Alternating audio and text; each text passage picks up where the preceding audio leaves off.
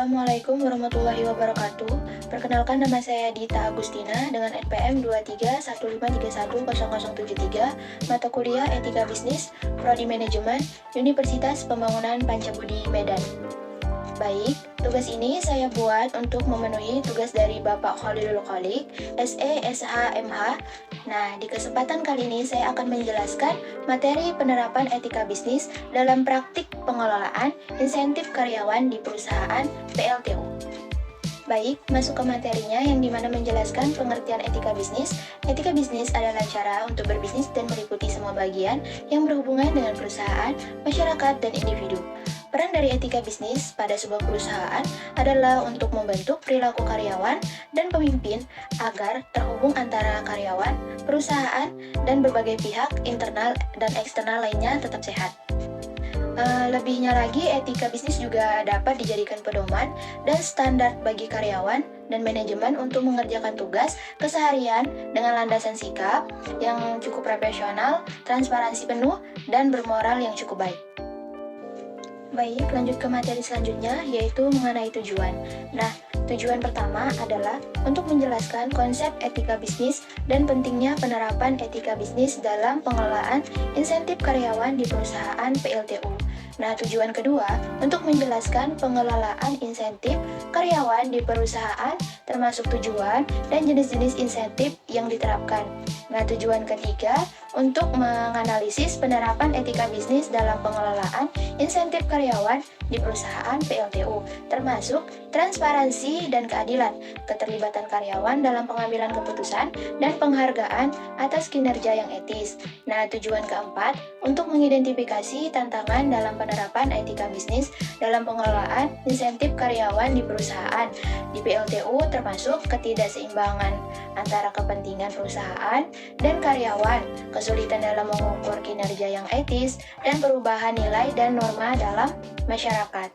Nah, tujuan kelima ialah untuk menyajikan strategi untuk mengatasi tantangan dalam penerapan etika bisnis dalam pengelolaan dan insentif karyawan di perusahaan PLTU, termasuk komunikasi yang efektif, pelatihan dan pendidikan yang etis, dan membentuk komite etika.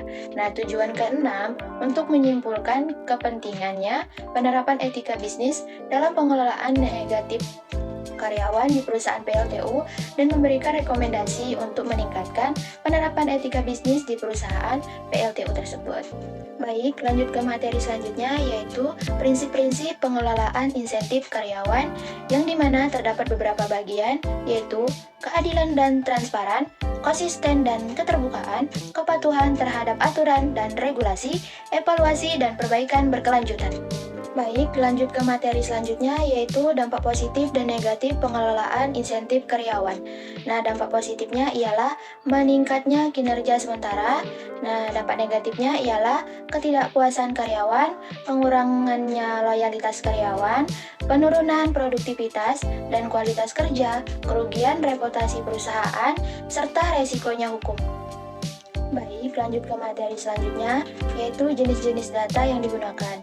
Nah, data yang pertama ialah data produksi, yang dimana memantau hasil produksi energi listrik di perusahaan PLTU tersebut, seperti berapa jumlah energinya dan kapasitas produknya itu berapa megawatt. Nah, yang kedua ialah data konsumsi bahan bakar, yang dimana kita harus tahu bahan bakar apa yang digunakan. Misalnya, di PLTU yang saya pakai ialah menggunakan bahan bakar utamanya itu bahan batu bara. Nah, berapa jumlah bahan bakarnya? Yaitu kurang lebih 2000 ton per hari dan per unitnya. Nah, yang ketiga ialah data kinerja mesin dan peralatan. Nah, di sini kita harus tahu performa mesin dan peralatan apa yang digunakan. Nah, di sini yang digunakan itu turbin, boiler, dan generation. Nah, yang keempat ialah data lingkungan, yang dimana kita harus tahu pembuangan limbahnya itu kemana dan seperti apa limbahnya. Nah, untuk pembuangan limbahnya itu mereka bekerja sama dengan AMDAL. Nah, AMDAL itu ialah analisis dampak lingkungan, yang dimana sampahnya itu nanti dikendalikan oleh tim lingkungan tersebut. Nah, bentuk limbahnya itu ialah limbah B3, yang dimana isinya itu terdapat gas, debu, dan bahan cairan-cairan lainnya yang berbahaya. Nah, data kelima ialah data keuangan. Data keenam itu ialah data karyawan, dan data yang ketujuh data keamanan dan keselamatan, yang dimana mereka menggunakan SMK 3 yang artinya terdapat sistem manajemen keselamatan dan kesehatan kerja. Dan materi terakhir saya ialah kesimpulan. Di mana kesimpulannya ialah penerapan etika bisnis dalam praktik pengelolaan insentif karyawan di perusahaan PLTU merupakan sistem manajemen yang diterapkan untuk mengatur perilaku karyawan dalam sebuah perusahaan. Etika bisnis mencakup penerapan kebijakan dan praktik bisnis yang tepat ketika berhadapan dengan isu yang muncul, seperti tata kelola, hukum, dan moral. Dalam konteks pengelolaan insentif karyawan, etika bisnis memengaruhi reputasi perusahaan, kesadaran, dan kinerja organisasi secara keseluruhan. Nah, beberapa aspek pentingnya dalam penerapan etika bisnis dalam praktik pengelolaan insentif karyawan di perusahaan PLTU meliputi implementasi kebijakan etika bisnis, pelatihan dan pengembangan, kontrol sumber daya manusia, dan budaya organisasi. Dalam praktik pengelolaan insentif karyawan, penerapan etika bisnis membantu menciptakan lingkungan kerja yang lebih baik, memperbaiki reputasi perusahaan juga, dan meningkatkan kinerja organisasi.